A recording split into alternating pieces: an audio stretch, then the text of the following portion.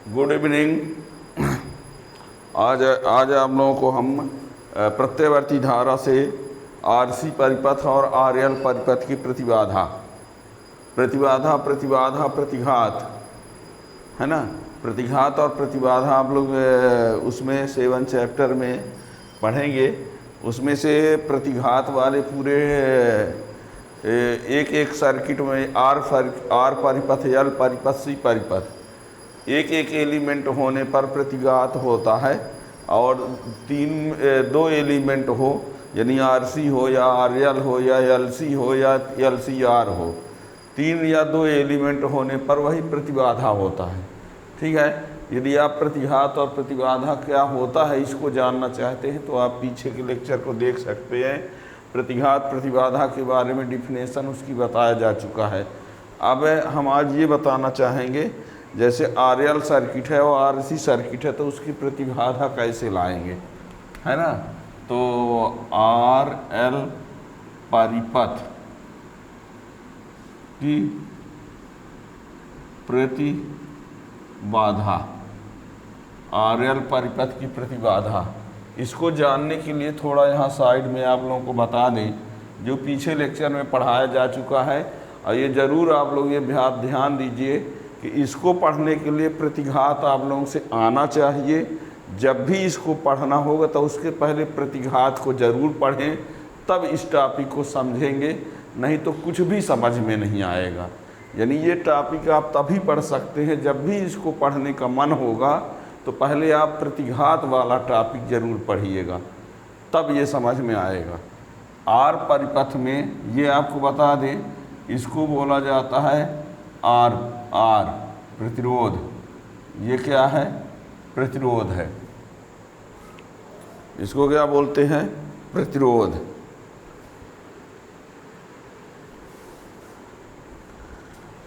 और इसको बोलते हैं संधारित्र।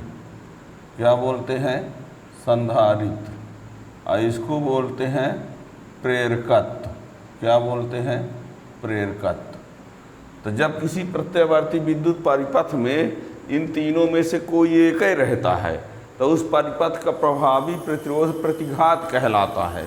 और जब किसी प्रत्ययवर्ती विद्युत परिपथ में इन तीनों में से कोई 2 अथवा 3 के तीनों उपस्थित हों तो उसका प्रभावी प्रतिरोध जो होता है प्रतिबाधा कहलाता है। तो आज हम प्रतिबाधा बताएंगे, जिसमें से आर और सी रहेगा, आर और एल रहेगा, एल और सी रहेगा और एल सी आर तीनों। इन तीनों में यानी 4 प्रतिबाधा के 4 परिपथ होंगे, है ना। तो 1 बाय 1 आपको बताया जाएगा, एक साथ एक दिन में पूरे नहीं बताए जा सकते। ठीक है ना। तो आज जो हम टॉपिक ले रहे हैं वो कौन सा है? आरएल परिपथ। यानी ये आरएल ये किसी को पहले बता सकते हैं, लेकिन इसको जानने के लिए आपको बता दें, ये ज़रूरी है कि X R equal to R होता है। ये पीछे प्रूव हो चुका है।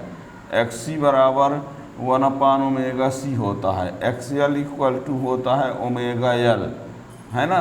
और इसमें फाई बराबर 0 होता है। इसमें फाई इक्वल टू π/2 होता है।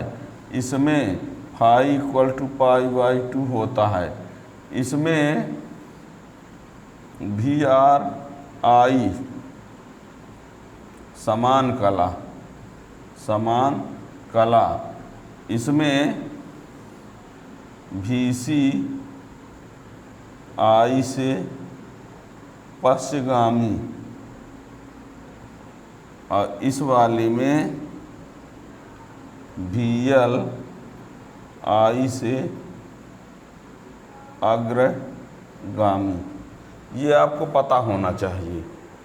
X R equal to R होता है, एक्स सी इक्वल टू 1/ओमेगा सी होता है, X L equal to omega L होता है। आर वाले में फाई 0 होता है, सी वाले में π/2, इसमें भी π/2। इसमें वी आर वाई समान कला में वी सी आई से पश्चगामी, वी एल आई से अग्रगामी। ये बात आपको पता होनी चाहिए। जब ये आप जानते रहेंगे तब आप प्रतिबाधा समझ सकते हैं। और इसको जानने के लिए पीछे लेक्चर को आप प्रतिघात वाले को देखेंगे तब, या कि याद कर लो तब। अब ऐसे समझा नहीं जा सकता, ठीक है, वैसे समझा नहीं जा सकता केवल 1 मिनट में आप पिक्चर जैसे देख सकते हो, ये हो सकता है। लेकिन यदि समझना है कि हमसे ये आना भी चाहिए, परीक्षा के लिए ज़रूरी भी है, तो इसको पढ़ने से पहले आपको प्रतिघात वाले टॉपिक को अवश्य देखना पड़ेगा। आर्यल परिपथ, आर्यल मतलब आर और यल को बनाना है, आर और यल, यानी ये रहा आर और ये है इसमें एल, ठीक है। ये है प्रत्यावर्ती वोल्टेज स्रोत, एसी है, ये क्या है एसी, ये है आर, ये है एल। इसके बीच में हुआ अंतर जो होगा वी आर बराबर लिखा जाएगा आई एक्स आर और वी एल बराबर लिखा जाएगा आई एक्स एल। वी बराबर होता है आई गुणे प्रतिरोध, और ये प्रतिरोध के जगह पर क्या लिखना पड़ेगा प्रतिघात, क्या लिखेंगे प्रतिघात। V बराबर आई इंटू प्रतिरोध होता है, तो आई इंटू प्रतिघात, ये इंटू है ये एक्स है, ध्यान देना ये एक्स है नहीं है, ये इंटू है, और ये जरूर प्रतिघात है, प्रतिघात को एक्स से प्रदर्शित किया गया है। तो जब वी आर लिखेंगे तो आई एक्स आर, और जब वी एल लिखेंगे तो आई एक्स एल, ये एल प्रतिघात आ लिखा गया है, ठीक है ना। तो ये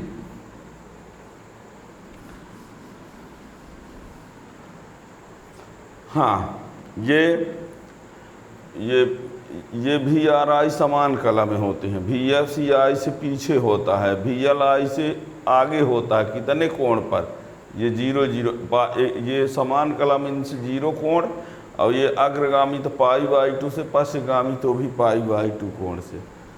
इस चित्र में सबसे पहले क्या कहोगे देखना, यहाँ पर कहेंगे मान लेते हैं ओमी प्रतिरोध आर और प्रेरकत्व यल, ये क्या है ओमी प्रतिरोध है, ये प्रेरकत्व है। ओमी प्रतिरोध आर एवं प्रेरकत्व यल प्रत्यावर्ती वोल्टेज स्रोत एसी के साथ श्रेणी क्रम में जोड़े गए हैं, है ना। किसी समय टी पर वोल्टेज का समीकरण ले लेंगे, प्रवाहित धारा ले लेंगे, तो विभवांतर ये हो जाएगा।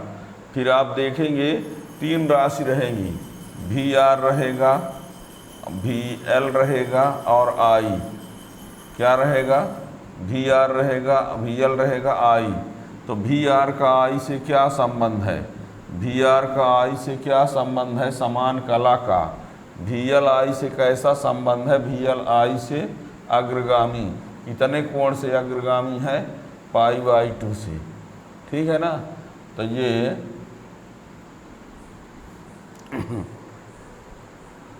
तो यहाँ पर देखिए,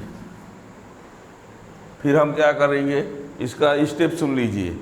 परिणामी वोल्टेज लाना पड़ेगा, पहले क्या लाएंगे परिणामी वोल्टेज। कौन सा परिणामी वोल्टेज, वी आर और वी एल का, एक वोल्टेज है वी आर, दूसरा वोल्टेज है वी एल, इन दोनों का परिणामी वोल्टेज लाएंगे। जब दोनों का परिणामी वोल्टेज मिल जाएगा तो परिणामी वोल्टेज को ओम्स लॉ से कंपेयर कर देंगे। ओम्स लॉ से कंपेयर करने पर जो आर की वैल्यू आएगी वही हो जाएगा इस परिपथ की प्रतिबाधा, ठीक है ना। क्या करना पड़ेगा, सबसे पहले हमने डायग्राम बना दिया, वोल्टेज का समीकरण लेके चलेंगे, फिर धारा प्रवाहित करेंगे तो विभवांतर इसका ये होगा, इसका ये होगा, फिर 2 विभवांतर होंगे वी आर और वी एल, एक होगी धारा। तो वी आर और आई के बीच, वी आर आई के बीच समान कला का संबंध है, वी एल का आई के साथ अग्रगामी का संबंध है। तो एक चित्र बना देंगे जो समान कला और अग्रगामी दोनों को बताएगा। फिर वी आर वी एल का परिणामी वोल्टेज कैसे लाएंगे, चित्रण बना के देखना। परिणामी वोल्टेज जब आ जाएगा उसकी तुलना ओम के नियम से कर देंगे। परिणामी वोल्टेज जब आ जाएगा तो ओम के नियम से तुलना करने पर जो आर का मान प्राप्त होगा वह आर का मान ही इस परिपथ के लिए क्या बन जाएगा, प्रतिबाधा, ठीक है। तो ऐसे हमको इसमें प्रतिबाधा भी लाना है, धारा का आयाम मान भी लाना है, कलांतर भी लाना है, ठीक है ना। तो देखिए क्या लिखेंगे, ठीक है, निवास समझ गए होंगे।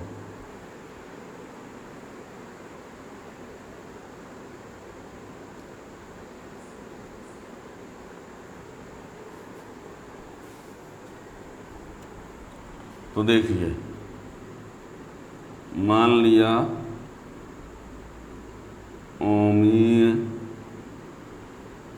ओमी प्रतिरोध R एवं प्रेरकत्व L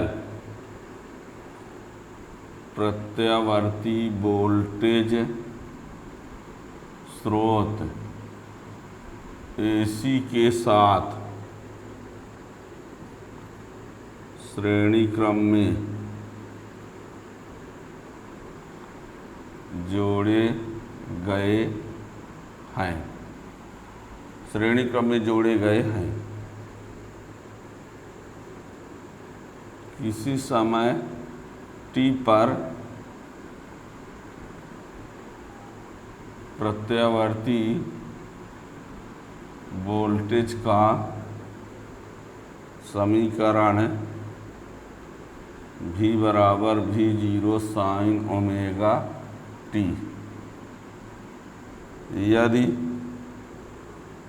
यदि उसी समय परिपथ में प्रवाहित धारा I है तो R के बीच विभवांतर VR बराबर IXR। L के बीच विभवांतर कितना हो जाएगा?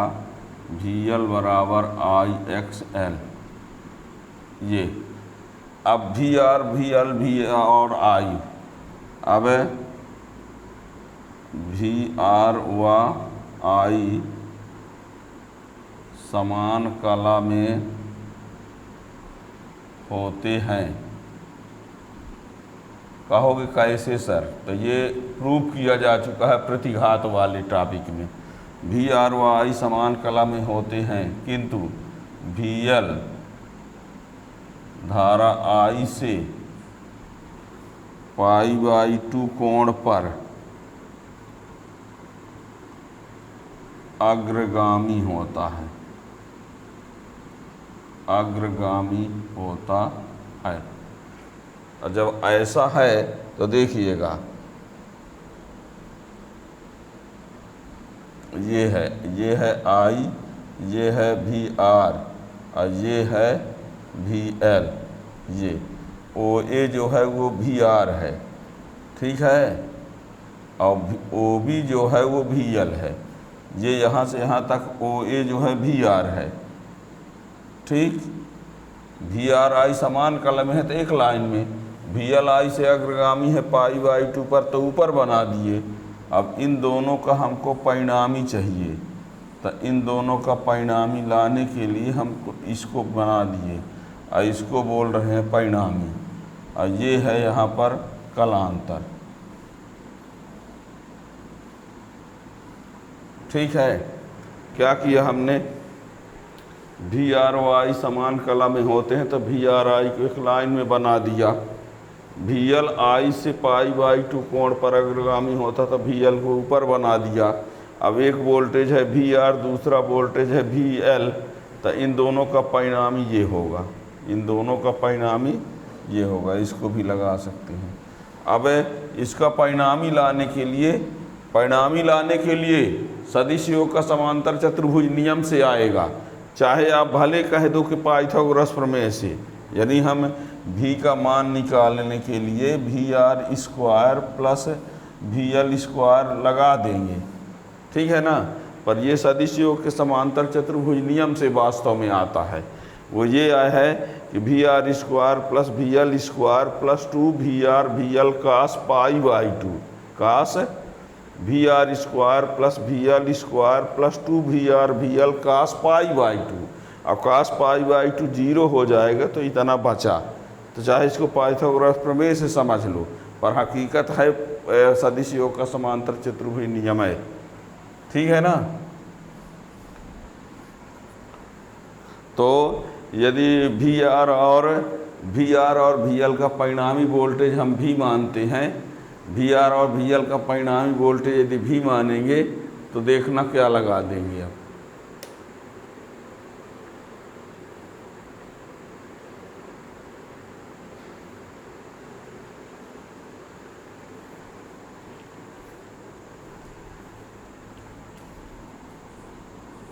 अब यदि वी आर व वी एल का परिणामी वोल्टेज V है तो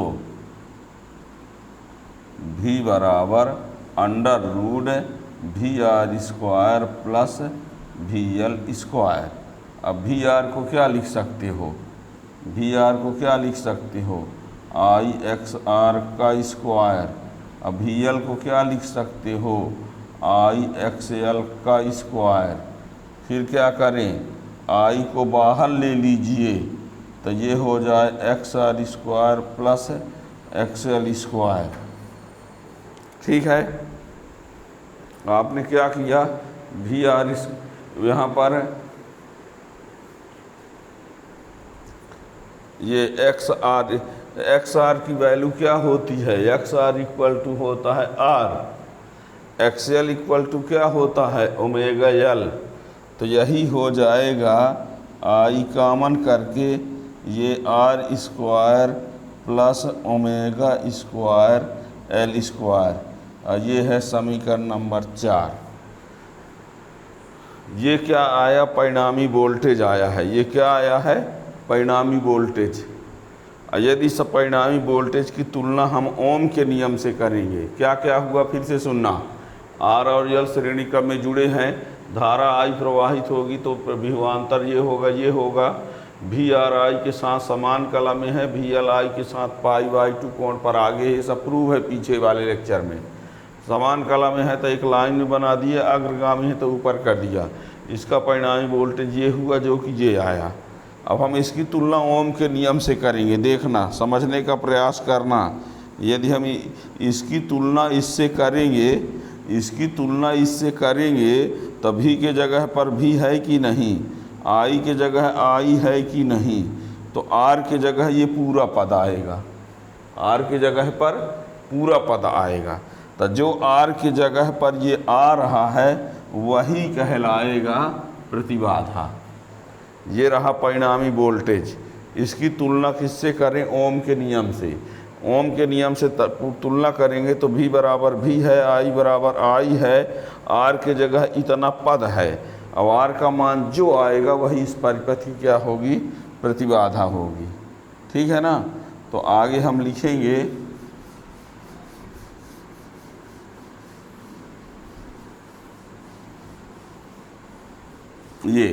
ये समीकरण 4 है।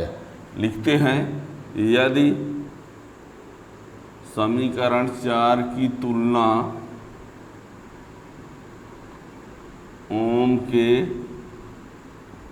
नियम, यदि समीकरण 4 की तुलना ओम के नियम V बराबर आई आर से करें तो आर की जगह ये आएगा ना, तो R square plus omega square L square इस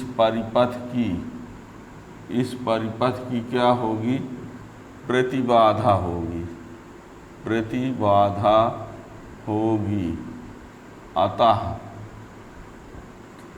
प्रतिबाधा Z बराबर under root R square plus omega square L square. R L की है तो आर एल, ये प्रतिबाधा होगी। प्रतिबाधा को जेड से प्रदर्शित करते हैं। अब ये है कि आर एल परिपथ है तो आर एल लिख दिए। ठीक है।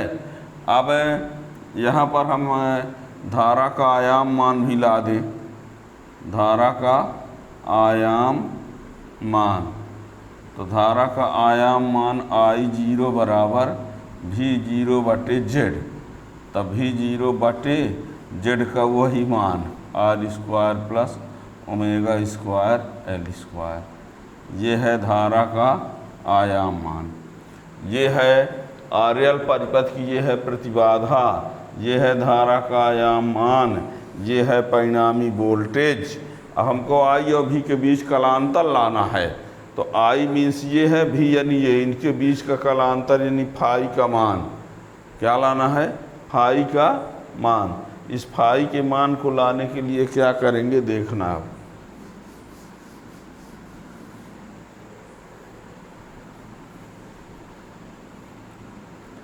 आई व भी के बीच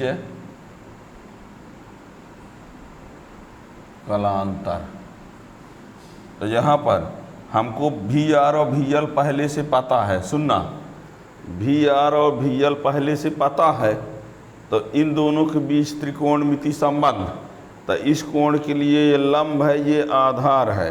ध्यान देना, नहीं कहेंगे सर टैन कैसे लिख दिए आप। हमको ये वी आर और वी एल पहले से पता है, ये तो परिणामी बाद में ना आएगा। तो वी आर और वी एल पहले से पता है, तो वी आर इस कोण के लिए आधार होगा, अब वी एल इस कोण के लिए लंब होगा। तो लंब और आधार का त्रिकोणमिति अनुपात टैन और काट बनता है। तो चाहे टैन लिख दो चाहे काट लिख दो, टैन पहले आता है तो हम पहले टैन लगा ही देते हैं। समकोण त्रिभुज ओ ए सी में, समकोण त्रिभुज ओ ए सी में टैन फाई बराबर ए सी बटे ओ ए सी यानी वी एल, और ये वी आर, ये देख लो, वी एल यानी आई एक्स एल, अब वी आर यानी आई एक्स आर। अब ये इससे कैंसिल हो गया, एक्स एल यानी ओमेगा एल, ये देख लो, और एक्स आर यानी आर, तो ये किसका मान आया? टैन फाई का। तो फाई बराबर tan inverse omega L upon R, तो ये हो गया कलांतर। ये रहा परिणामी वोल्टेज, ये रहा धारा का आयाममान, ये रहा प्रतिबाधा, है ना। 4 राशियाँ इसमें मिल गई, ठीक है ना। ये रहा परिणामी वोल्टेज, ये रहा प्रतिबाधा, ये रहा धारा का आयाममान, ये रहा आई और भी के बीच कलांतर, है ना। अब इसमें एक औसत शक्ति भी होता है, तो औसत शक्ति के लिए एक फार्मूला होता है, उस फार्मूला को एक लेक्चर में बताया गया है, और उसमें एसी परिपथ का शॉर्ट रिवीजन में उसका वीडियो डाला है, उसको आप देख सकते हो, ठीक है ना। तो ये रहा। अब इसी प्रकार से जैसे आप आरएल परिपथ की प्रतिबाधा पढ़े हैं, उसी प्रकार से आरसी परिपथ की प्रतिबाधा पढ़ेंगे, और उसको जानने के लिए चैनल को सब्सक्राइब कर लेंगे तो उसका नोटिफिकेशन जब नोटिफिकेशन आ जाएगा जब पढ़ाया जाएगा, तो है ना। Thank you.